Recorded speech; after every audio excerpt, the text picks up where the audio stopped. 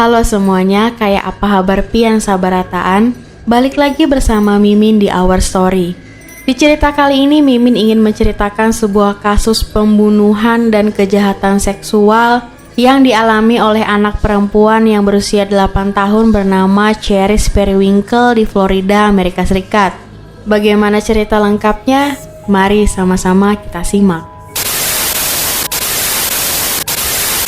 Cherish Periwinkle adalah anak perempuan yang berusia 8 tahun. Dia tinggal di Jacksonville, Florida bersama ibunya yang bernama Rainey, pacar ibunya dan kedua adik perempuannya. Pada tanggal 21 Juni 2013, ibu Cherish sedang mempersiapkan perlengkapan yang diperlukan Cherish sebelum Cherish besok harinya berangkat ke California. Diketahui Cherish akan menghabiskan liburan musim panasnya bersama ayah kandungnya yang tinggal di sana. Sekitar pukul 19.30 malam, Rainey membawa Cherish dan kedua adiknya pergi ke Dollar Mart di Edgewood Avenue untuk membeli pakaian. Rainey dan ketiga anaknya berjalan kaki menuju Dollar Mart tersebut dikarenakan Rainey tidak mempunyai mobil. Waktu yang diperlukan dari rumah ke Dollar Mart dengan berjalan kaki adalah selama 20 menit. Ketika sampai di Dollar Mart, Rainey dan anak-anaknya melihat-lihat pakaian yang dijual di sana. Rainey pada saat itu hanya memiliki uang sebanyak $100.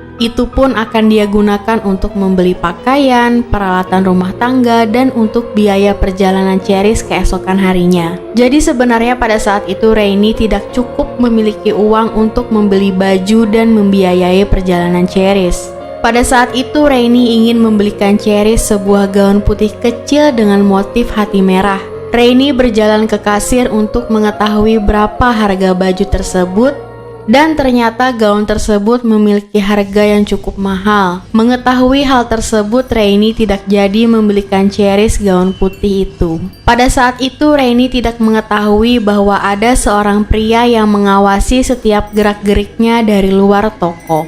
Saat Rainey keluar dari Dollar Mart, pria itu menyapa Rainey dan mereka berdua mengobrol di sana. Pria itu memperkenalkan dirinya sebagai Don kepada Rainey. Don mengaku kalau dia sedang menunggu istrinya dan Don juga berkata pada Rainey bahwa dia memiliki voucher hadiah Walmart sebesar $150 dan Don ingin memberikannya kepada Rainey.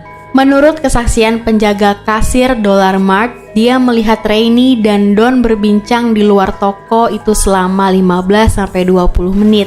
Setelah lama Don dan Rainey berbincang, hujan pun turun pada malam itu. Rainey hanya memiliki dua pilihan. Pertama, dia bisa saja berjalan pulang ke rumahnya dengan resiko kehujanan. Atau pilihan yang kedua, dia ikut bersama Don pergi ke Walmart untuk membelanjakan voucher hadiah yang ditawarkan oleh Don. Awalnya Rainey ragu untuk ikut Don pergi, karena memang Rainey dan Don baru saat itu saling bertemu. Namun pada akhirnya Rainey pun setuju untuk ikut Don pergi ke Walmart dengan menggunakan mobil Don yang berjenis van berwarna putih dengan karpet di dalamnya dan jendela mobil yang dipasangi tirai. Selama 10 menit di perjalanan, akhirnya mereka sampai di Walmart. Pada saat itu Don menyuruh Rainey dan anak-anaknya masuk terlebih dahulu ke dalam Walmart, sedangkan Don ingin menunggu istrinya di parkiran. Perlu diketahui kalau Don sebenarnya tidak memiliki istri dan tidak juga menunggu siapapun di parkiran. Rainey dan anak-anaknya pun masuk ke Walmart dan langsung berbelanja. Di sana Rainey sangat senang dan sangat antusias memilih pakaian untuk Cherish. Tidak lama waktu berselang, Don pun ikut masuk ke Walmart dan menghampiri Rainey beserta anaknya. Di dalam Walmart sebenarnya Don sudah menunjukkan gerak-gerik yang sangat aneh, di mana Don tidak membeli barang satupun untuknya. Namun Don hanya menambahkan seikat tali ke dalam keranjang belanjaan. Sikap Don pun juga sangat aneh kepada Cherish, di mana Don memilihkan sepatu hak tinggi untuk Cherish. Padahal sepatu itu sama sekali sangat tidak cocok untuk anak kecil. Diketahui juga kalau Don setidaknya 2 kali membawa Cherish ke ruang ganti. Ya, hanya berdua saja dengan Cherish. Tiba-tiba Walmart memberitahukan kalau mereka akan segera tutup. Don pun pura-pura terkejut mendengar pengumuman itu. Don mengatakan pada Rainey Bahkan kita pun belum makan sesuatu di Walmart ini. Maka dari itu Don memberitahu Rainey kalau dia ingin membeli burger di McDonald's. Don pun juga berniat untuk mengajak Cherise untuk pergi bersamanya. Rainey pun pada saat itu mengizinkan Don untuk membawa Cherise pergi. Karena menurut Rainey, McDonald's berada di dalam Walmart juga, dan pada saat itu pun masih terdapat banyak orang. Ketika 20 menit berlalu, Rainey mulai khawatir. Walmart akan segera tutup dan dia memiliki keranjang belanjaan yang penuh pakaian yang belum dibayar. Tidak ada voucher hadiah dan juga tidak ada Don. Rainey menghabiskan waktu hampir 20 menit untuk mencari Don dan juga Cherise. Rainey mencari di Walmart, McDonald's, sampai mencarinya di tempat parkir. Namun, tidak terlihat adanya tanda-tanda Don dan juga Cherise. Merasa ini sudah tidak wajar, maka pada pukul 23.20 Rainey menelpon 911. Pada saat menelpon 911, Rainey tidak memiliki banyak rincian untuk diberikan kepada polisi.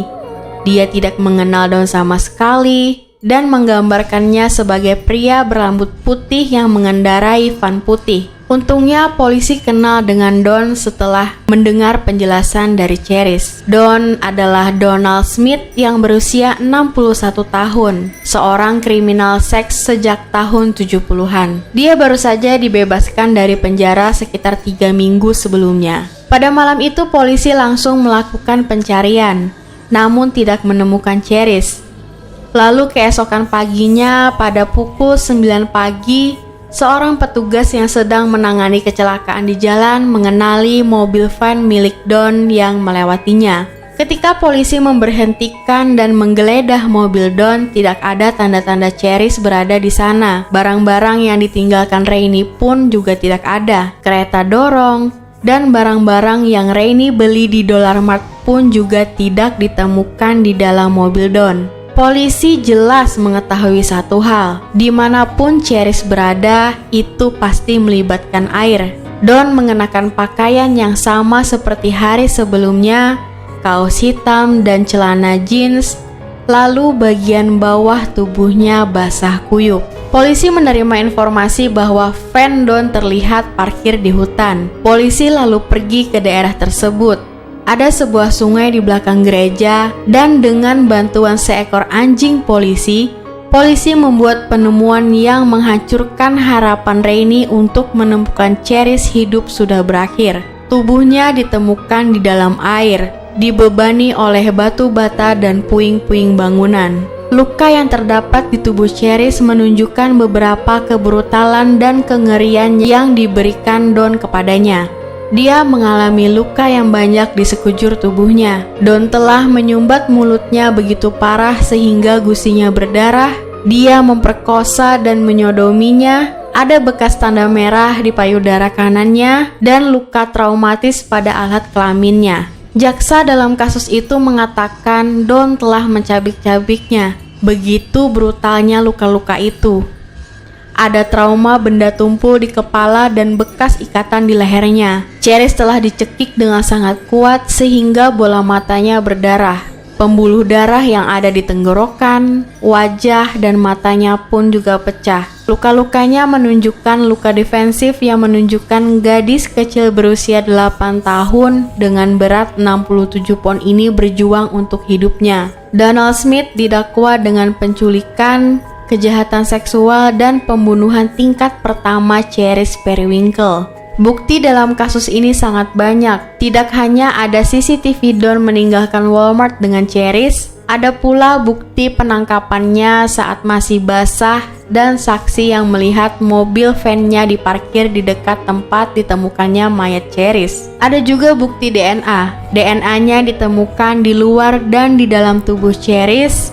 Dan DNA Cherise ditemukan juga di alat kemaluannya. Donald tidak mengajukan pembelaan dan tidak juga memanggil saksi, sehingga tidak mengherankan bahwa juri membutuhkan waktu kurang dari 15 menit untuk memutuskan dia itu bersalah. Don pun didakwa atas penculikan, pelecehan seksual, dan pembunuhan tingkat pertama dan dia dijatuhi hukuman mati.